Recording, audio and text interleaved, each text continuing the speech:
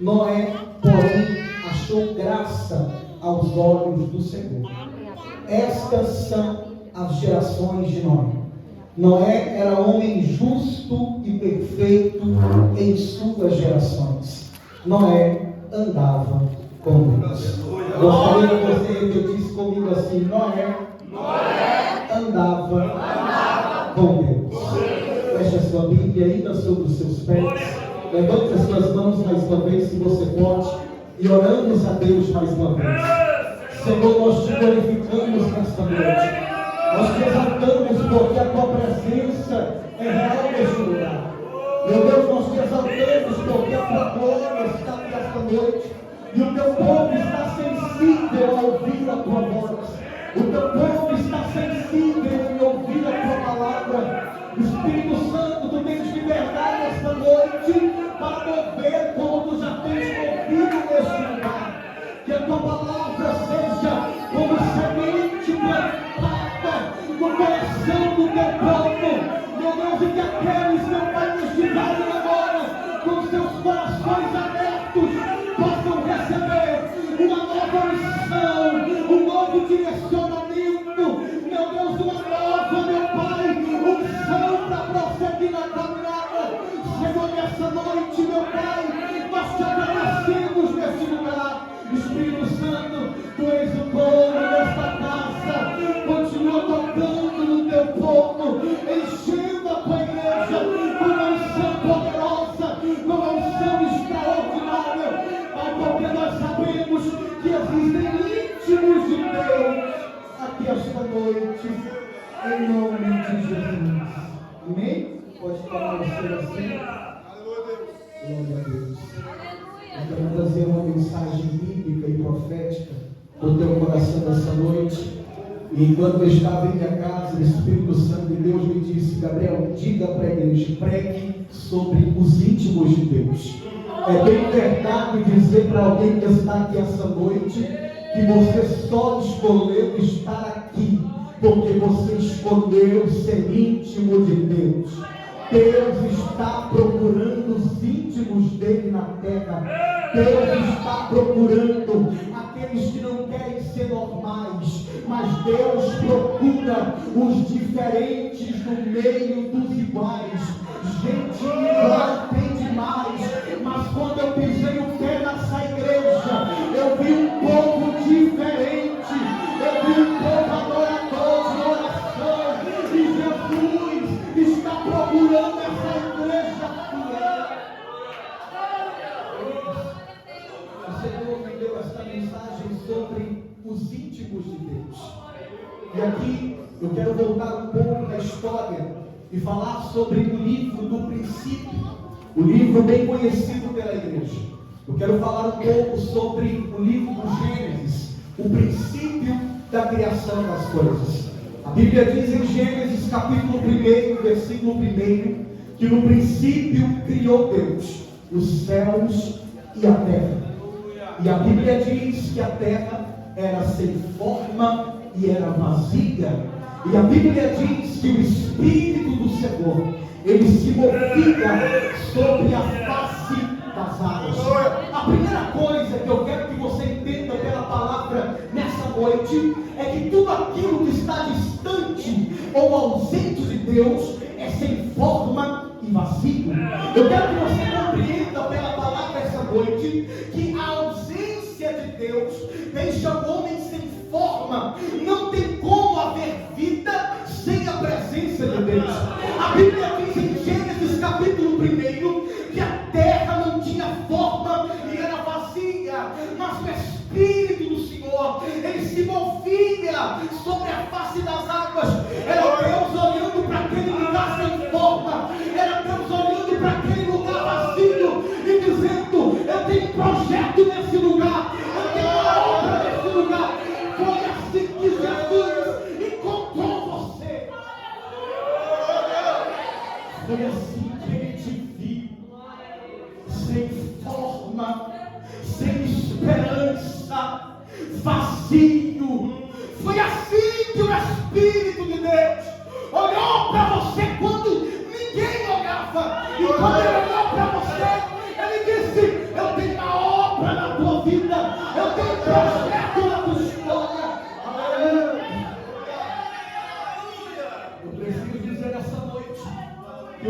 planos de Deus são perfeitos. Os planos de Deus não podem falhar. Havia escuridão sobre a terra, mas Deus começou a criar um projeto. A Bíblia diz que na criação dos dias, Deus criou a luz, Deus criou tudo que existe, as estrelas. E o processo de Deus, irmãos, foi um processo incrível e maravilhoso. Aleluia! Convenhamos aqui esta noite pela palavra, que durante a história de Gênesis, Deus passou por algumas etapas para criar o universo. Ao criar os céus e a terra, aos poucos Deus vai criando as coisas. E convenhamos aqui pela palavra, que como Deus é soberano, nós sabemos que somente uma palavra de Deus poderia tudo ser criado. Mas aqui eu pergunto a você: Deus não criou tudo de uma vez só. Deus foi criando as coisas por etapa. Deus foi fazendo as coisas por etapa. Deus foi trabalhando por etapa. Eu tenho uma palavra para quem veio para a vigília hoje. Deus está trabalhando uma etapa da tua vida. Deus me trouxe aqui para dizer para alguém: não pare na caminhada, eu estou na sua etapa. As etapas da nossa história não são conduzidas pelo destino. As etapas da nossa história não são conduzidas pelas rotas do mundo. Existe um Deus.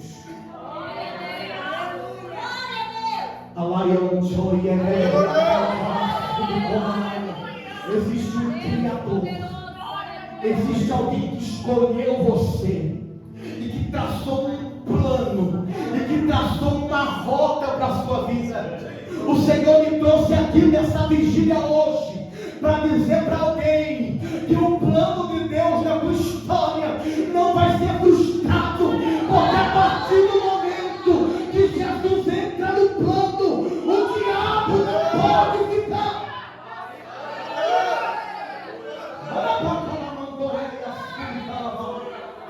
Queridos, o Senhor cria tudo perfeito. E aqui eu não quero entrar nos detalhes acerca da criação de Deus.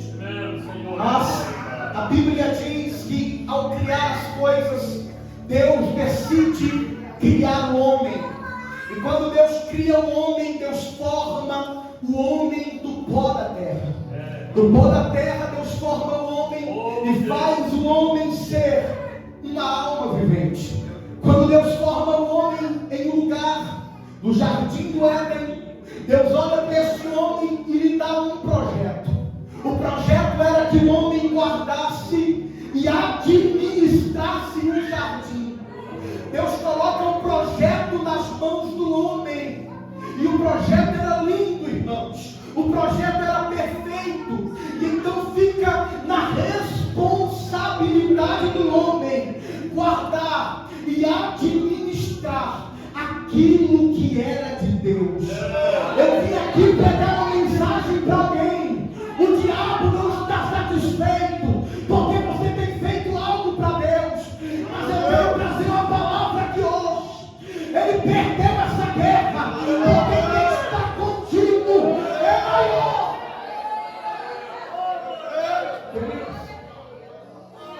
O homem está sobre si e diante de si existe uma responsabilidade.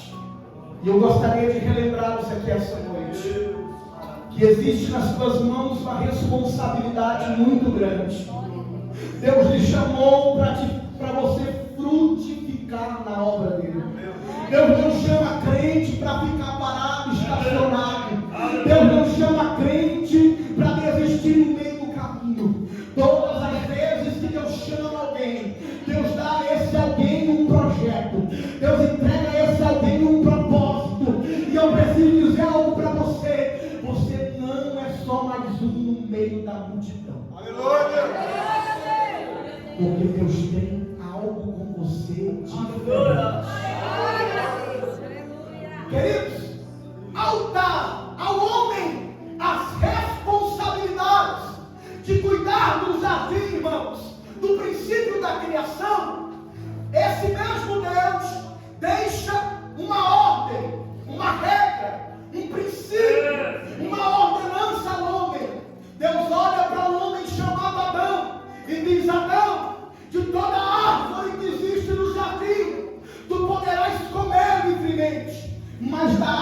árvore do conhecimento do bem e do mal.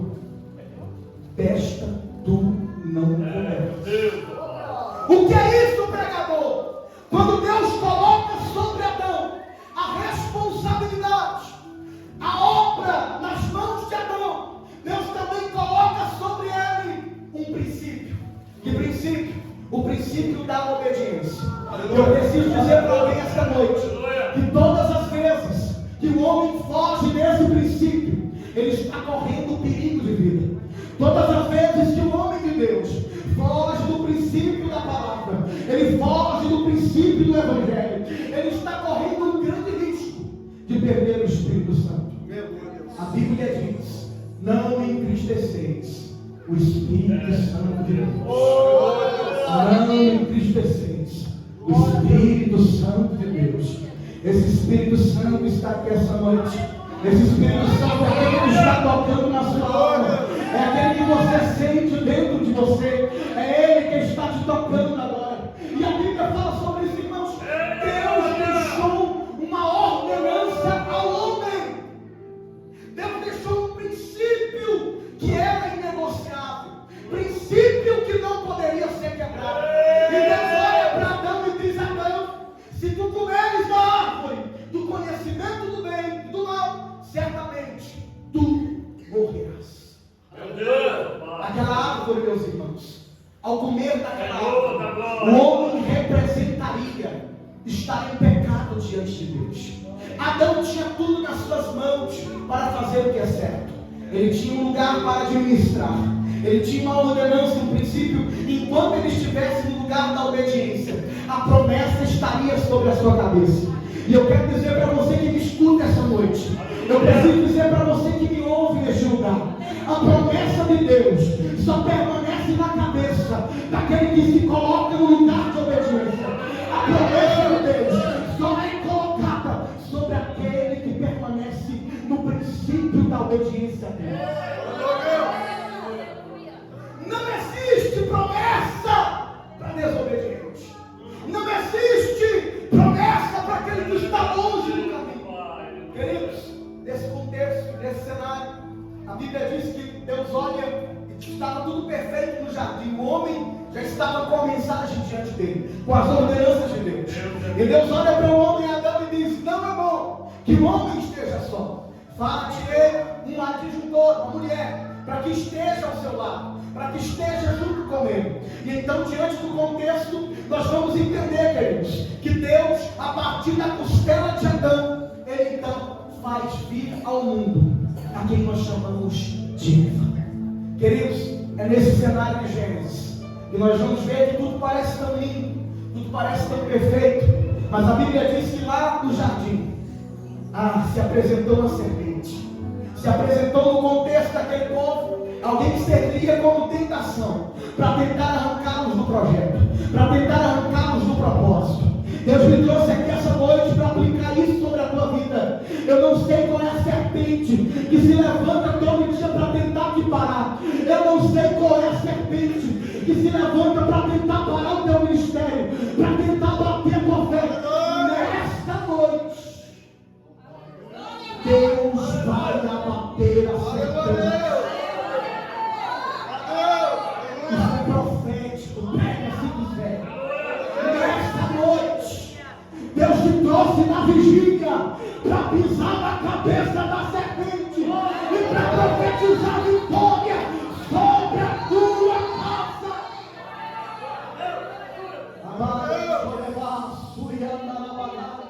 Queridos, o nosso adversário, ele trabalha devagar, ele trabalha lentamente, procurando encontrar no crente a fraqueza, para que então ele consiga alcançar o seu objetivo.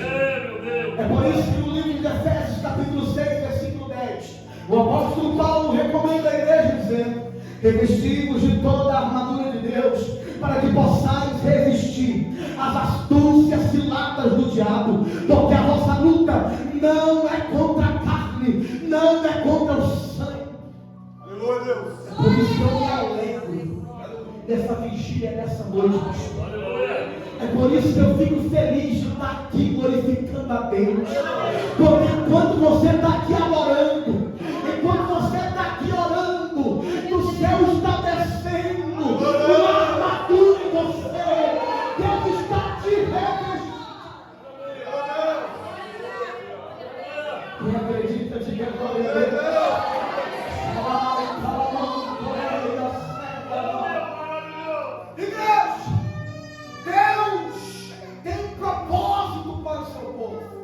E o nosso adversário luta para interromper o projeto.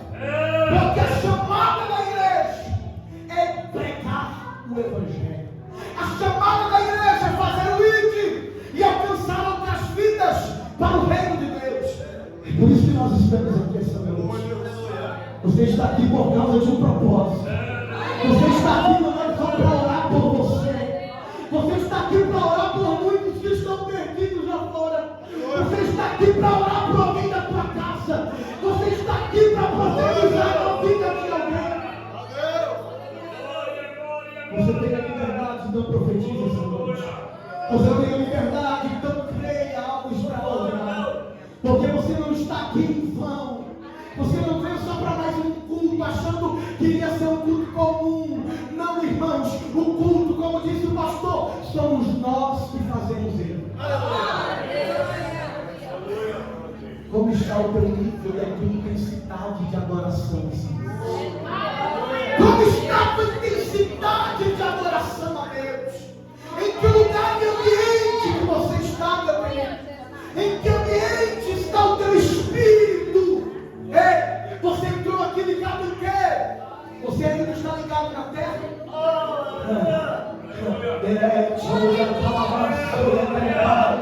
Mas ainda existem alguns aqui essa noite que já não estão nem na terra mais. Tem alguns que estão aqui agora que já estão entrando no lugar santíssimo, dizendo: Deus, eu creio nessa palavra, eu creio. Queridos, a história da criação é linda. E nós sabemos que a mulher não resiste à tentação da serpente. O homem peca contra Deus. O decreto sobre Gênesis era que o pecado levaria à morte. E quando a serpente, que é Satanás, alcança um objetivo sobre o homem, imagino eu que ele pensa: agora consegui destruir Adão e Eva. Consegui destruir aqueles que estavam no jardim perfeito. Consegui acabar com o homem. Porque o decreto era de morte. Mas a Bíblia diz que enquanto a serpente estava regozijando, imagino que a serpente estava se alegrando, porque a mulher caiu no pecado, o homem também foi participante dele. Mas a Bíblia diz que por mais que Adão e Eva pecaram contra Deus, Deus não os matou. Pelo contrário, Deus fez a eles roupas, porque eles viram luz. Eu amo a Bíblia, porque Deus sempre tem veste nova para quem se arrepende. Deus sempre tem roupa nova para quem volta para o lugar santo. Tem roupa nova para eles olharem para aquela mão, colega. Tem roupa nova para quem reconhece as suas fraquezas. Queridos, quando tudo parecia perdido em Gênesis, o homem é expulso do jardim. Não é morto, mas é expulso do jardim. Mas antes de ser expulso do jardim, nos últimos capítulos que marcam o contexto do jardim do Éden, a Bíblia diz que Deus tem um diálogo entre Deus, o homem, a mulher e a serpente. E Deus começa a aplicar algumas penalidades sobre o homem. Deus começa a aplicar algumas penalidades sobre a mulher pela consequência do pecado. E quando Deus olha para a serpente, Deus também aplica uma penalidade sobre ela. Eu preciso dizer para você que alguns acham que o problema que Deus tinha para resolver depois de Gênesis só foi resolvido depois de muitos séculos da história da Bíblia. Mas não, eu quero te fazer entender essa noite que o problema da humanidade, ele foi resolvido desde o momento em que o homem havia acabado de pecar. Como pregador, quando Deus olha para a serpente Você até conseguiu fazer com que eles pecassem. Mas a semente da mulher, ela irá pisar na sua cabeça. Eu vou repetir porque quem é de Bíblia sabe. Mas a semente da mulher, ela vai pisar na sua cabeça. Você acha que venceu, mas Satanás já é derrotado.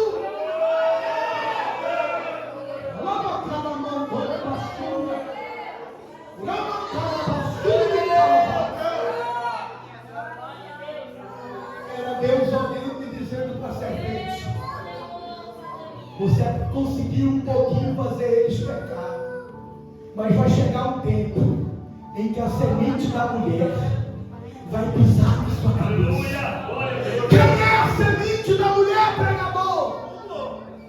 Aqui nós estamos nos referindo a Cristo, a semente da mulher, o prometido, aquele que viria.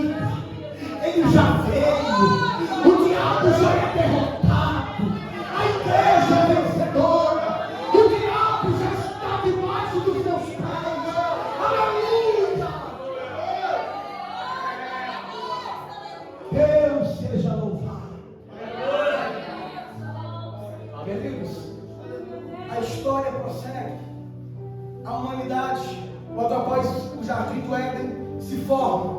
O homem já não era mais o mesmo homem quando estava no Éden. O homem agora está sujeito às práticas pecaminosas. O mundo começa a se multiplicar, os homens vão se multiplicando. Adão e Eva têm filhos. Você conhece a história, não vou prolongar muito nesse contexto. Caim e Abel. E dentro do contexto dos filhos de Adão e Eva, nós temos o que nós chamamos do primeiro homicídio na Bíblia Sagrada. O primeiro crime de sangue que aconteceu. E assim a humanidade se multiplica, os homens se espalham sobre a terra. E diante desse contexto, irmãos, Deus está sentado no seu alto e sublime trono, igreja. E quando Ele está no seu trono, Ele decide olhar para a terra. Mas quando Ele olha para a terra, Deus não vê nada agradável. Deus está no trono. E quando Ele olha para baixo, Ele só vê pecado. Quando Ele olha para baixo, Ele só vê corrupção. Quando Ele olha para baixo, Ele só vê escuridão. A Bíblia diz no livro de Gênesis, capítulo de número 6, que a corrupção invadiu o coração dos homens e os homens abandonaram o Criador. A Bíblia diz que a terra estava com muita violência. O pecado invadiu o coração dos homens. O pensamento do coração dos homens era mau. Querido irmão, Deus está olhando. Aleluia! E não há ninguém que queira. Não há alguém que tema a Deus. Não há alguém que ame a palavra. Não há alguém que se lembre do Criador. E Deus passeando pela terra, a Bíblia diz que Deus decide, irmãos. Quando Deus decide, Ele não muda decretos. Se Ele decidiu, está decidido. Se Ele falou que vai fazer, Ele faz.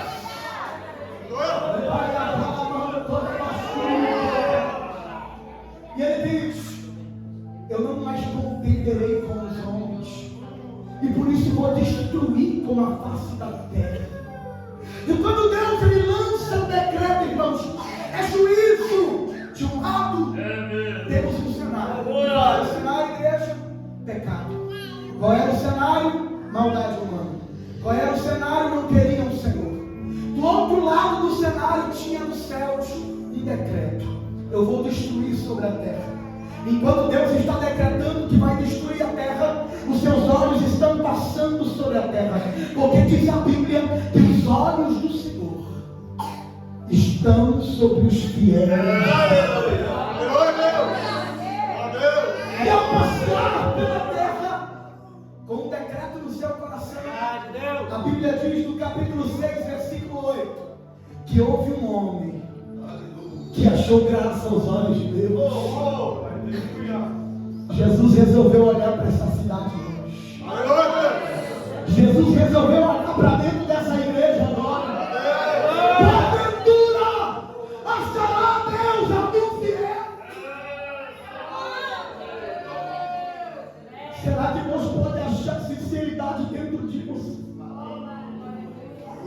Ainda tem crentes sinceros e cheios do Espírito. Ainda tem alguém sensível à voz do Mestre.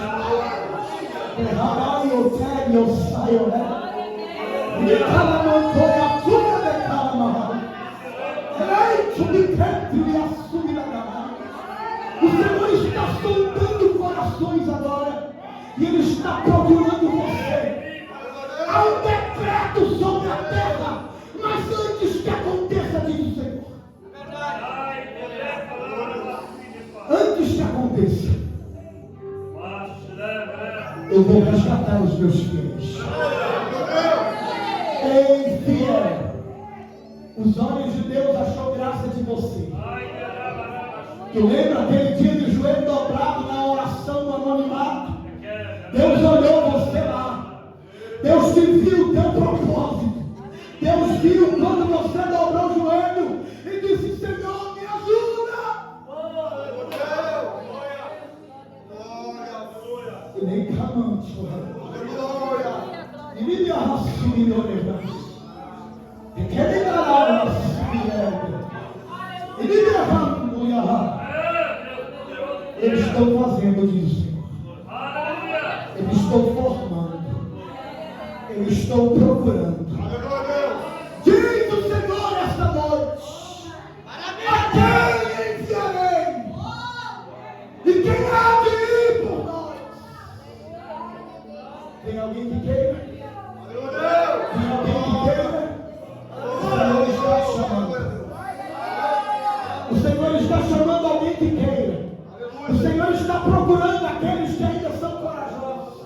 Aqueles que têm coragem de dizer: Senhor, envia-me a mim. Você tem coragem de ser diferente no meio dos iguais? Porque no capítulo 6, versículo 8, Deus achou alguém diferente no meio dos iguais. Deus achou Noé. A Bíblia diz que tinha uma característica que tinha sobre Noé, que não tinha sobre os homens daqueles dias. Sabe qual era a característica que estava sobre ele? A Bíblia diz que Noé andava com Deus. Você tem duas escolhas: ou você anda com o mundo, ou você anda com Deus. Você tem duas escolhas: ou você anda com o mundo, ou você anda com Deus. Mas se você está aqui nessa vigia hoje, é porque você escolheu andar com Deus. Se você está aqui na vigia hoje, é porque você tomou uma posição. E existe um propósito para os que andam com Deus. E aqui, não quero me prolongar muito, porque ainda há outra mensagem para alimentar nossa alma essa noite. Mas deixa eu dizer uma coisa para você. Noé era um diferente no meio dos iguais. Não se assuste se te criticarem porque tu és diferente no meio dos iguais. Não se assuste se zombarem de você porque tu és diferente no meio dos iguais. Não se assuste se o mundo não se agrada de você. Nós estamos com prata aqui ao lado esquerdo, nosso na garagem, e a mulher lá aqui para tirar. Não sei de quem, aqui à esquerda, viu? E você procura com prata, está lá, e você pode fazer para nós isso. Desculpe, viu? Queridos, não se assuste se o mundo dizer que você é estranho. Diferentes são poucos, iguais a maioria é. Mas o Senhor te chama para ser diferente. O Senhor te chama para fazer diferente. Ele te chama para viver o diferente.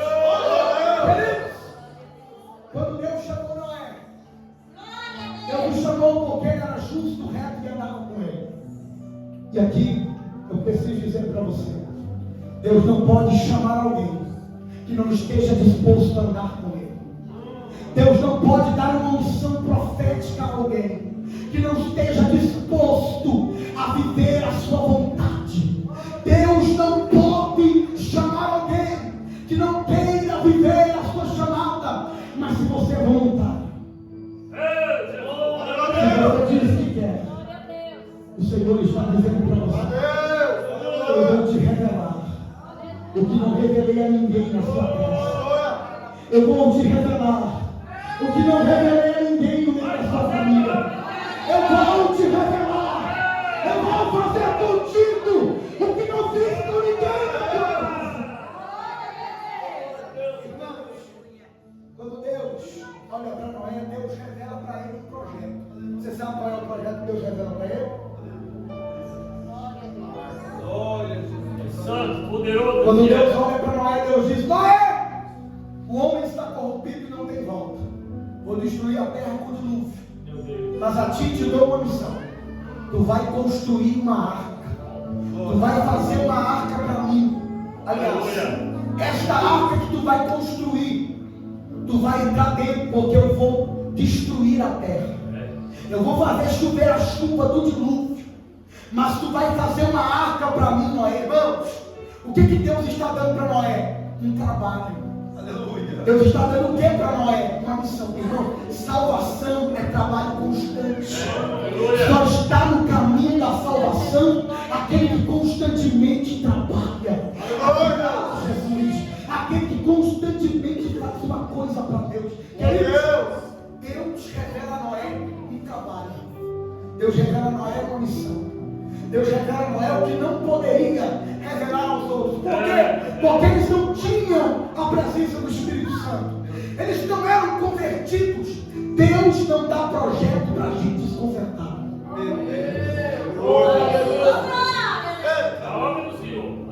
Deus não entrega projeto para quem está longe do propósito. Quando Deus chama Noé, Deus diz: Noé, tu vai fazer uma arca. Agora eu digo para você, a arca que Deus mandou fazer Noé, Deus mandou Noé fazer, não era uma arca qualquer. Deus deu a Noé as instruções. Deus olhou e disse: Noé, a arca vai ser assim, assim, assim. Vai ser tantos côvados, vai ser de altura, tantos compartilhamentos. Noé, tu vai detumar a arca por dentro e por fora. Sabe o que eu quero dizer para você aqui? Que a arca representa um trabalho constante da salvação do crente. Aleluia! Sabe o que eu quero dizer para você essa noite, querido? Que enquanto você está aqui, você está trabalhando em prol da salvação da tua casa. Você está trabalhando em prol da salvação da tua família. Você está trabalhando em prol da salvação de alguém. Deus está vendo você. Veja, o projeto para Noé não era um projeto que ele podia fazer de qualquer jeito. Sabe por quê? Porque a salvação não é uma escolha. Nós não escolhemos a forma que queremos ser salvos. A salvação é um princípio. Só é salvo quem anda na palavra. Só é salvo quem vive a palavra. Só é salvo quem caminha na palavra. E aqui, para a gente finalizar essa noite, a Bíblia diz que Deus olha para Noé e diz: Noé, não te preocupes, porque eu faço aliança contigo. Mas eu também faço aliança com a tua família. Aleluia! Era Deus olhando para Noé e dizendo: Noé, tu vai trabalhar para mim, mas o trabalho não vai beneficiar só você. Enquanto tu trabalha para mim, no dia do dilúvio, eu vou pôr a tua esposa na arca. Eu vou pôr os teus filhos na arca. Tu vai estar com a tua família na arca. Levanta tuas mãos agora. Porque o Espírito Santo mandou profetizar. Se tu viveres esta aliança com Deus, Deus vai salvar você e a tua família. A tua família não vai se perder. A tua família não vai se desviar. Deus vai salvar alguém na tua casa. Porque Deus tem aliança contigo e com os teus que te amam. Receba agora. Queridos, aqui para encerrar o tempo, não espera. Deus revela a Noé o trabalho, a aliança. E quando Deus revela tudo isso, Noé, a Bíblia diz que ele, em nenhum momento foi rebelde à voz de Deus. Mas ele, com um princípio de obediência, fez exatamente como Deus mandou. Deixa eu dizer uma coisa para você. No mundo, o trabalho para Deus para o mundo é loucura. mas para nós é poder. Pode até alguém passar na rua e dizer que a gente é doido porque a gente grita. É que eles não entendem que o nosso grito, ele ultrapassa os céus. É porque alguém não entende que o nosso grito, ele chega no trono. Aleluia! E a resposta de Deus. A palavra da cruz é loucura para quem perece, mas para nós é poder de Deus. Para nós é poder do Espírito. Irmãos, a Bíblia diz que Noé ficou muitos e muitos anos construindo a arca. O Senhor manda eu dizer para você essa noite, como uma palavra de despertamento: não pare de construir a sua arca. Não desista de construir o que Deus te mandou construir. Não deixe de ser fiel a Deus. Não se corrompa. Eu estava nessa tarde lá em casa e em oração o Senhor me disse: meu filho, o inimigo está tentando corromper o coração dos homens. Escute isso, porque eu já vou encerrar. O Espírito Santo de Deus me disse essa tarde: Gabriel, o Satanás, ele tem tentado corromper o coração do homem. Eu disse: Deus, mas como assim? E ele me disse: Gabriel, não é corromper diante dos pecados que você já conhece ou que as pessoas falam. É corromper, é tirar a essência da adoração. Porque quando o coração do homem se corrompe, ele começa a caminhar por outros caminhos e já não tem mais interesse de buscar a Deus. Não tem mais a essência de adoração. Mas enquanto eu estava orando essa tarde, Deus me disse: mas através da oração da igreja, eu vou blindar os corações fiéis. Eu vou guardar os fiéis. Eu vou guardar os fiéis na minha presença. Deus está blindando o teu coração. Deus está guardando você.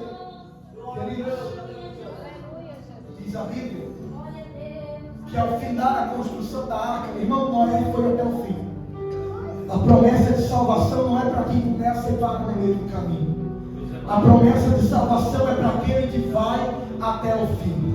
A Bíblia diz: ser fiel até a morte e dar-te-ei a coroa da vida.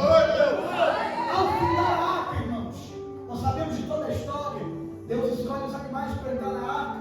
Noé entra na arca, sua família entra na arca. A promessa se cumpre e a Bíblia diz que Deus fecha a porta da arca. Aleluia. E aqui finalizo. Quando Deus fecha a porta da arca, começa uma chuva constante. Ninguém esperava pelas chuvas do dilúvio. Ninguém esperava pelas chuvas daqueles dias. E a chuva se inicia. A porta da arca já estava fechada. Não tinha mais jeito de entrar. As portas já não podiam mais serem abertas porque o próprio Deus fechou. Sabe o que acontece? Enquanto a terra é inundada, sabe o que acontece com a arca? Exato. A terra é inundada. Enquanto a terra é inundada, a arca começa a flutuar, a subir. Aleluia, Deus. A subir. A subir. Tem gente que já esqueceu o que é subir. Tem gente que já nem quer mais subir. Tem gente que já nem lembra mais da promessa de subir. Mas era Deus dizendo para Noé: Noé, a terra fica para trás e a arca sobe. Porque um dia a igreja vai subir. Um dia Deus vai arrebatar a igreja. Um dia vai cumprir a promessa que Jesus prometeu. Enquanto os corruptos ficam embaixo, a arca sobe. E eu quero dizer para você: permaneça, porque daqui uns dias Jesus está chegando e a gente vai subir também. Eu quero te ver subir dentro da arca. Eu quero subir na arca. Permaneça, crente fiel. Fique de pé agora, em nome de Jesus.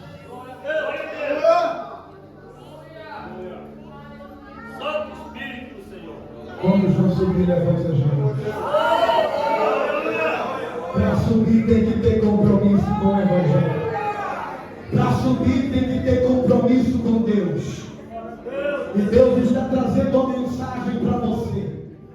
você for fiel até a morte, você vai subir. Feche os teus olhos agora.